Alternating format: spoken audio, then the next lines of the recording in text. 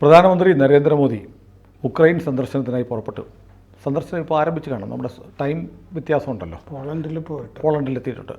അപ്പോൾ എന്താണ് യഥാർത്ഥത്തിൽ എന്തിനാണ് നരേന്ദ്രമോദി ഈ യുദ്ധം നടക്കുന്ന സമയത്ത്, രണ്ട് രാജ്യങ്ങൾ കൊടുമ്പിരി കൊണ്ട യുദ്ധമാണ്, റഷ്യയും ഉക്രൈനും. യുദ്ധത്തിനിടയ്ക്ക് അവിടേക്ക് സുരക്ഷാ പ്രശ്നങ്ങളൊക്കെ ഉണ്ടാവും യുദ്ധം നടക്കുന്ന രാജ്യത്തിലേക്ക് പോകുമ്പോൾ. അതുപോലും അവഗണിച്ച് ഉക്രൈനിലേക്ക് ഇപ്പോൾ പോകുന്നത് എന്തിനാണ്? അതായത് വെടിനിർത്തൽ സംസാരിക്കാൻ വേണ്ടിയിട്ടാണെന്നൊക്കെ നേരത്തെ സംസാരങ്ങളൊക്കെ ഉണ്ടായിരുന്നു. കൊറിയയുമായിട്ട് നേരത്തെ ഇന്ത്യ മധ്യസ്ഥം വഴി ഒരു വെടിനിർത്തൽ 50കളിൽ ഉണ്ടായതുപോലെ. പക്ഷേ എന്തായാലും നവംബറിലെ അമേരിക്കൻ തെരഞ്ഞെടുപ്പ് കഴിയുന്നത് വരെ അങ്ങനൊരു സംഭവം ഉണ്ടാകാനൊരു സാധ്യതയില്ല. ഇപ്പോൾ മാത്രമല്ല, അവിടെ ഈ റഷ്യൻ ഭൂമിയിലേക്ക് ഉക്രൈൻ അതിക്രമിച്ച് കയറുകയും അതിൻ്റെ പിന്നിൽ ജർമ്മനിയാണ്, നാറ്റോയാണ് എന്നൊക്കെ പറഞ്ഞുള്ള ചില ആരോപണങ്ങളുമായിട്ട് റഷ്യ നിൽക്കുകയാണ്. അപ്പോൾ ജർമ്മനി അവിടെ അവരുടെ ഒരു നാറ്റോ സൈനിക താവളം അടച്ചുപൂട്ടുകയും ചെയ്തു. അതെ. അപ്പോൾ ഇപ്പോൾ അതിൻ്റെ ഏതാണ്ട് കൃത്യമായ വിവരങ്ങൾ പുറത്തു വരുന്നുണ്ട്. നമുക്ക് ഈ യുദ്ധക്കപ്പലുകൾക്കും വിമാനങ്ങൾക്കും, പ്രത്യേകിച്ച് ട്രാൻസ്പോർട്ട് വിമാനങ്ങൾ, AN-32 പോലുള്ള വലിയ വിമാനങ്ങൾ, ട്രാൻസ്പോർട്ട് വിമാനങ്ങൾ, അവയ്ക്കുള്ള എൻജിനുകൾ, ഗ്യാസ് ടർബൈൻസ് സപ്ലൈ ചെയ്തിരുന്നത് ഉക്രൈനാണ്. അത് കുറേ കാലമായിട്ട് ഈ കെടുതിയിൽ കിടക്കുകയാണ്. ഇങ്ങനെ കാലതാമസം, സംഗതി കിട്ടുന്നില്ല. പിന്നെ ഈ യുദ്ധം വഴി ആ എൻജിനൊക്കെ ഉണ്ടാക്കുന്ന കമ്പനിയിൽ ഒരു മിസൈൽ ആക്രമണം ഉണ്ടായിരുന്നു 2 കൊല്ലം മുമ്പ്. അപ്പോൾ നമ്മൾ നോക്കാൻ പോകുന്നത് ജോയിൻറ്റ് വെഞ്ചർ ഉക്രൈനുമായിട്ട് ഇന്ത്യയിൽ ഒരു സംയുക്ത സംരംഭം വഴി നമുക്ക് ഈ യുദ്ധക്കപ്പലുകൾക്കും, ഒന്നാമത് കപ്പലുകൾ ഗോവയിൽ പണിതുകൊണ്ടിരിക്കുന്നൊക്കെ ഉണ്ട്. പക്ഷേ എഞ്ചിനില്ലാതെ അത് പണിതുകൊണ്ടിരുന്നിട്ടും കാര്യമില്ലല്ലോ. അപ്പോൾ അത് അത്യാവശ്യമാണ് യുദ്ധക്കപ്പലുകൾക്കും. അത് ഈ 105 ഫ്ലീറ്റുകളുണ്ട് ട്രാൻസ്പോർട്ട് വിമാനങ്ങൾ, അതിനും അത്യാവശ്യമുണ്ട്. കാരണം അത് അപ്ഗ്രേഡ് ചെയ്യുന്ന വർക്കൊക്കെ യുക്രൈനെ ഏൽപ്പിച്ചിട്ട് കുറേ കാലമായി. ഇതാണ് പ്രധാനമായിട്ടും കാരണം. ആ സംസാരിക്കുന്നതിൻ്റെ കൂട്ടത്തിൽ ഡിഫൻസ് ഡീലുകളുണ്ട് എന്ന് മാത്രം ഇപ്പോൾ പറയുന്ന ഭാഗം ആണ് ഇത്. പ്രതിരോധ വാർത്താ സൈറ്റുകളിലൊക്കെ അത്യാവശ്യം ഇതിൻ്റെ ഇൻഫർമേഷൻ വരുന്നുണ്ട് ഇപ്പോൾ. അപ്പോൾ ഡിഫൻസ്, വാണിജ്യ കരാറുകൾ, സയൻസ് ആൻഡ് ടെക്നോളജി, ഇത് മൂന്നുമാണ്. പക്ഷെ പ്രധാനമായിട്ടും നമ്മൾ ശ്രദ്ധിക്കുന്നത് ഈ ഗ്യാസ് ടർബൈൻസിൻ്റെ കാര്യത്തിലാണ്. വേറൊന്ന് ഇന്ത്യക്ക് താല്പര്യമുള്ളത് ഈ ട്രെയിനിൻ്റെ ചക്രങ്ങളില്ലേ, തീവണ്ടി, അത് യുക്രൈനിൽ നിന്നാണ് നമ്മൾ വാങ്ങിയത്. ബാംഗ്ലൂർ ഫാക്ടറി ഉണ്ടല്ലോ. അതെ, യുക്രൈനിൽ നിന്ന് വാങ്ങിയിരുന്നതും തടസ്സപ്പെട്ടു പോയിട്ടുണ്ട്. അത് കഴിഞ്ഞ് നമ്മൾ തന്നെത്താനെ ഇൻഡിജിനസ് ആയിട്ട് അത് ചെയ്യാൻ സിറ്റി തന്നെ ഒരു ഫാക്ടറി ഉണ്ടാവും, നമ്മൾ ചെയ്യാൻ തുടങ്ങി. അപ്പോൾ സോവിയറ്റ് യൂണിയനിൽ നിന്ന് മുമ്പ് നമ്മൾ വാങ്ങിയിരുന്ന ആയുധങ്ങളൊക്കെ മിക്കവാറും യുക്രൈനിൽ തന്നെയുള്ള ഫാക്ടറികളിൽ ഉണ്ടാക്കിക്കൊണ്ട് ഇരിക്കുന്നതായിരുന്നു. നേവിക്ക് gas turbine, warships, AN-32 aircraft, ഇതൊക്കെ നേരത്തെ സോവിയറ്റ് യൂണിയൻ ഉള്ളപ്പോൾ തന്നെ യുക്രൈനിൽ നിന്നാണ് വന്നുകൊണ്ടിരുന്നത്. അവരുടെ ഒരു സ്റ്റേറ്റ് ആയിരുന്നു ഉക്രൈൻ, സോവിയറ്റ് യൂണിയൻ. സോവിയറ്റ് യൂണിയൻ്റെ സ്റ്റേറ്റാണ്. ചെതറിത്തെറിച്ചു പോയ എണ്ണത്തിൽപ്പെട്ട ഒന്നാണ് യുക്രൈൻ. അവിടെ നിന്നാണ് നമ്മൾ അഡ്മിറൽ ഗ്രോഷ്കോ ഉൾപ്പെടെയുള്ള വിമാനവാഹിനിയൊക്കെ ഉൾപ്പെടെ അവിടെ നിന്നാണ് വാങ്ങിക്കൊണ്ടിരുന്നത്. പൊതു ഉടമയിൽ സോറിയ മാസ്ട്രോപെറ്റ് എന്ന് പറഞ്ഞിട്ടൊരു കമ്പനിയുണ്ട്, അവിടുത്തെ സർക്കാരിൻ്റെ വക. അവിടെ നിന്നാണ് യുദ്ധക്കപ്പലുകൾക്കുള്ള ഗ്യാസ് ടർബൈനുകൾ നമ്മൾ വാങ്ങിക്കൊണ്ടിരുന്നത്. ഇനിയിപ്പോൾ ആ കമ്പനിയുമായി ചേർന്ന്, ആ കമ്പനി ഇപ്പോൾ ഒരു പാപ്പർ അവസ്ഥയിലാണ് ഈ യുദ്ധം കാരണം. അപ്പോൾ ആ കമ്പനിക്ക് ഇവിടെ ഈ ജോയിൻറ്റ് വെഞ്ചറിനൊരു അവസരം തുറന്നു കൊടുക്കാനാണ്. അപ്പോൾ നമ്മുടെ മേക്ക് ഇന്ത്യയുടെ ഭാഗമായിട്ട് ഉണ്ടാവുകയും ചെയ്യും, ഇന്ത്യൻ സാധനമായിട്ട് മാറും. അങ്ങനെ വരും. ഇവിടെ ചുളുവിൽ ആ കമ്പനി അടിച്ചു മാറ്റി ഇവിടെ കൊണ്ടുവരാൻ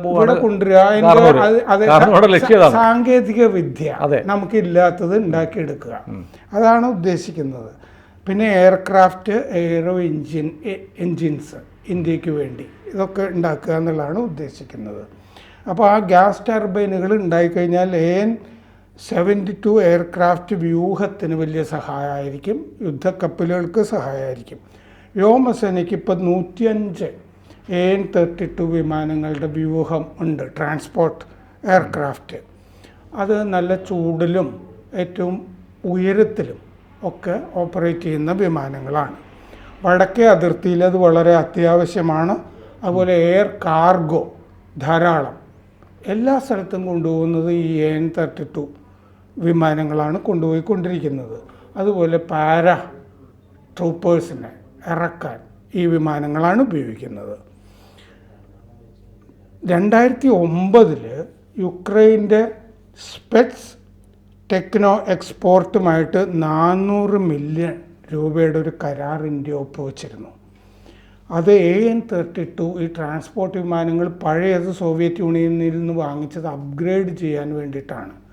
അത് ഇപ്പോൾ വിചാരിച്ച അവസ്ഥയിലൊന്നും ആ അപ്ഗ്രേഡേഷൻ എത്തിയിട്ടില്ല. 40 കൊല്ലം ഇതിൻ്റെ ആയുസ് കൂട്ടിയെടുക്കുക എന്നുള്ളതായിരുന്നു ലക്ഷ്യം. ഓരോ വിമാനത്തിൻ്റെയും ആയുസ് 40 കൊല്ലം കൂട്ടിയെടുക്കുക. അങ്ങനെ ആദ്യം 40 എണ്ണം, 10 എണ്ണം ഓരോ വർഷവും, അങ്ങനെയാണ് അത് ക്രമീകരിച്ചിരുന്നത്. അതിൽ 64 എണ്ണം കാൺപൂരിലെ റിപ്പയർ യാർഡിൽ ഇവിടെ തന്നെ വെച്ചിട്ട് ചെയ്യുക എന്നുള്ളതാണ് ഉദ്ദേശിച്ചുകൊണ്ടിരുന്നത്. കാൺപൂരിലും ചണ്ഡീഗഡിലും. അതിൽ കാലതാമസം വന്നിട്ടുണ്ട് യുക്രൈൻ്റെ ഈ പ്രതിസന്ധി കാരണം. 2028-29 ആവുമ്പോൾ 60 എണ്ണം കൂടി അപ്ഗ്രേഡ് ചെയ്യാനും ഉദ്ദേശിക്കുന്നുണ്ട് ഈ ട്രാൻസ്പോർട്ട് വിമാനങ്ങൾ. 2 എഞ്ചിനാണ് ഒരു ട്രാൻസ്പോർട്ട് വിമാനത്തിലുള്ളത്. ഇവ്ചെങ്കോ എന്ന് പറയുന്ന 2 എഞ്ചിനുകൾ. അത് സാപ്പറേഷ്യ, ഇപ്പോൾ യുദ്ധക്കെടുതിയിലൊക്കെ പെട്ട് കിടക്കുന്ന നമ്മുടെ ഇന്ത്യൻ സ്റ്റുഡൻസ്, മലയാളി സ്റ്റുഡൻസും ഒക്കെ ഉണ്ടായിരുന്ന ആ മെഡിക്കൽ കോളേജൊക്കെ ഉള്ള സ്ഥലം സാപ്പറേഷ്യയിലാണ് അതിൻ്റെ കമ്പനി. അപ്പോൾ അവിടെ നിന്നാണ് നമുക്ക് സപ്ലൈ ചെയ്തുകൊണ്ടിരുന്നത്. ഇപ്പോൾ നമ്മൾ ഗോവയിൽ കപ്പലുകൾ, യുദ്ധക്കപ്പലുകൾ ഉണ്ടാക്കി വരുന്നതിന് ഇപ്പോൾ എഞ്ചിനില്ല. അത് അത്യാവശ്യമായിട്ട് ആവശ്യമുണ്ട്. അഡ്മിറൽ ഗിർപ്പറോവിച്ച് എന്ന് പറഞ്ഞ ക്ലാസ്സിൽപ്പെട്ട കപ്പലുകളാണ് അവിടെ പണിതുകൊണ്ടിരിക്കുന്നത്. 2 എണ്ണം തീർന്നു. 2018 റഷ്യയുമായിട്ട് കരാർ ഒപ്പിട്ടിരുന്നതാണ്. 2 കപ്പലുകൾ അവർ പണിത് തരും, 2 എണ്ണത്തിന് കരാറ്.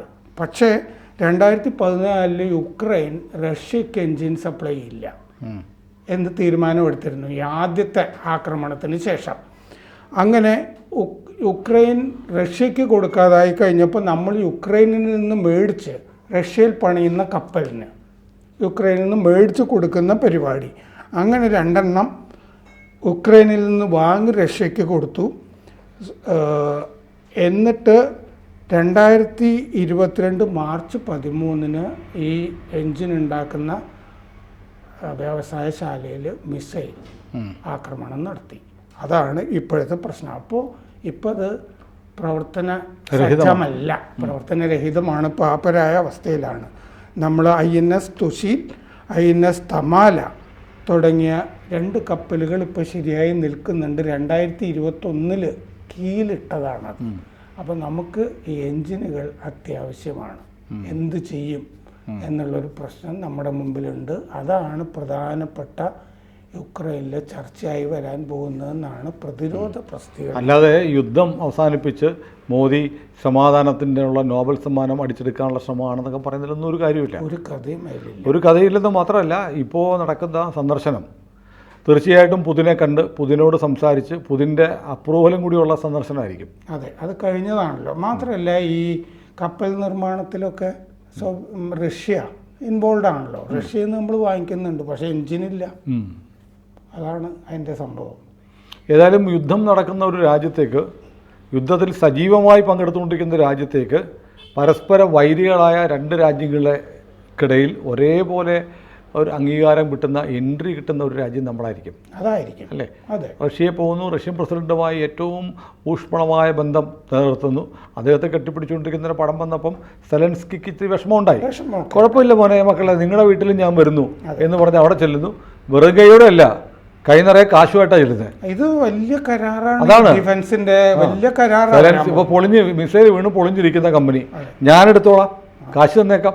അപ്പോൾ റഷ്യക്ക് ഇപ്പോൾ ഉക്രൈനുമായി ഇപ്പോൾ ഈ യുദ്ധകാലത്ത് നടത്തുന്ന ഏറ്റവും വലിയ ഒരു വ്യാപാര ഇടപാടായിരിക്കും ഇന്ത്യ നടത്തുന്നത്. വലിയ ഇടപാടായിരിക്കും. കാരണം യൂറോപ്പോ വെസ്റ്റോ ഒന്നും അവരുടെ കൂടെ ഒരു കരാർ ഒപ്പിടാൻ തയ്യാറായപ്പോഴാണ് നമ്മൾ പോയി അത് ചെയ്യുന്നത്.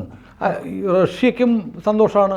റഷ്യയിൽ നിന്ന് എണ്ണ അമേരിക്കയുടെ അത് വാങ്ങിക്കണം. സാങ്ഷൻ വിലക്കുള്ളതുകൊണ്ട് നമ്മൾ സധൈര്യം നമ്മൾ എണ്ണ വാങ്ങിക്കൊണ്ടിരിക്കുക. അമേരിക്കയ്ക്ക് നമ്മളൊന്നും ചെയ്യാനും പറ്റുന്നില്ല. എണ്ണ വാങ്ങുന്നത് മാത്രമല്ല, നമ്മൾ റുപ്പിയിലാണ് വാങ്ങുന്നത്. അതെ. പിന്നെ നമുക്കാണെങ്കിൽ ഈ ജനറേഷൻ 5 വിമാനങ്ങൾ ചൈനയ്ക്കുള്ളത് പോലെയൊന്നും നമുക്കില്ല. ഈ ജനറേഷൻ 5 ചൈന ഇപ്പോൾ പാകിസ്ഥാന് കൊടുക്കാൻ പോകുന്നുണ്ട്. പാകിസ്ഥാൻ പൈലറ്റുകൾ അവിടെ ചൈനയിൽ ട്രെയിനിങ് നടന്നുകൊണ്ടിരിക്കുകയാണ് ഇപ്പോൾ. അപ്പം നമുക്ക് ഈ പല വിമാനങ്ങളും വാങ്ങിക്കാനും ഉണ്ട്, ഇതുപോലെ തന്നെ അപ്ഗ്രേഡ് ചെയ്യാനുണ്ട്. യുദ്ധക്കപ്പൽ പാകിസ്ഥാൻ്റെ ജനറേഷൻ 5 ഒക്കെ ഇങ്ങോട്ട് വന്നോട്ടെ, നമ്മുടെ പിള്ളേർ വെടിവെച്ചിട്ട് കളിച്ചോളൂ. അതൊക്കെ നോക്കാം. പാകിസ്ഥാൻ എന്തായാലും നമുക്കൊരു വെല്ലുവിളി. ജനറേഷൻ 5ഓ 6ഓ ഒക്കെ കൊണ്ടുവന്നാൽ നമ്മുടെ പിള്ളേർ മിഗ് കൊണ്ടടിച്ച് താഴെ F-16 മിഗിനടിച്ച് താഴെ കിട്ടും. അമേരിക്ക ഞെട്ടിപ്പോയി. അതെ. അപ്പോൾ പിന്നെയാണ് ചൈനയുടെ 5G എയർപ്ലെയിൻ. നമ്മൾ സാധാ തേജസ് കൊണ്ട് അടിക്കും അവനെ നമ്മുടെ പിള്ളേർ. അതൊക്കെ ചെയ്യും നമ്മൾ. അതുകൊണ്ട് കാര്യമൊന്നുമില്ല. ഏതായാലും മോദി പോയി വരട്ടെ. അതെ, ഇതാണ് അതിൻ്റെ കഥ. അതെ.